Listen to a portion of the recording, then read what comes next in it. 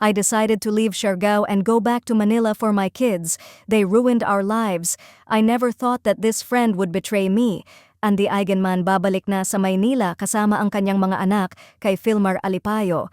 Dahil sa nangyaring kontrobersya kamakailan lamang na nagkaroon ng mga espekulasyon tungkol sa relasyon nina Filmar at Pernilla, matapos mapansin ng publiko na nag-unfollow sina Filmar at Andy sa isa't isa sa Instagram at ang naging mga pahayag ni Andy Eigenman ng kataksilan ng dalawa at ang pagpapatatu pa ng magkapareha, napagdesisyonan ni Andy na umuwi na muna sa Maynila.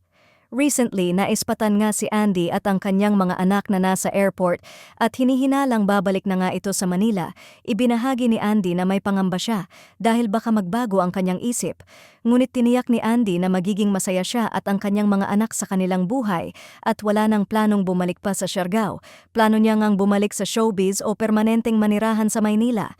Ayon nga sa mga ulat ay naging mahirap ang desisyon na ito para kay Andy, ngunit talagang hindi na din niya kayang makisama pa kay Filmar lalo na sa ginawa nitong pagtataksil sa kanya dahil sa talagang nasaktan nga siya sa ginawa nito at ng kinikilalang kaibigan kuno nito. Samantala wala namang naging reaksyon dito si Filmar, ang tanging naging pahayag lamang nito sa post nito. Kamakailan ay kung ano nga daw ang nabasa ng mga tao patungkol sa kanya. Lahat ng yon ay totoo nga, kaya't confirmed na din na siya nga ay nagtaksil kay Andy. Isang malaking sampal nga ito kay Andy lalo pat sa kasama niya itong babae na ito kapag nagsusurfing sila ni Filmar. Ngayon ay mahihirapan na siyang magtiwala ulit, kaya't sa ngayon ay babalik na nga muna siya sa Maynila.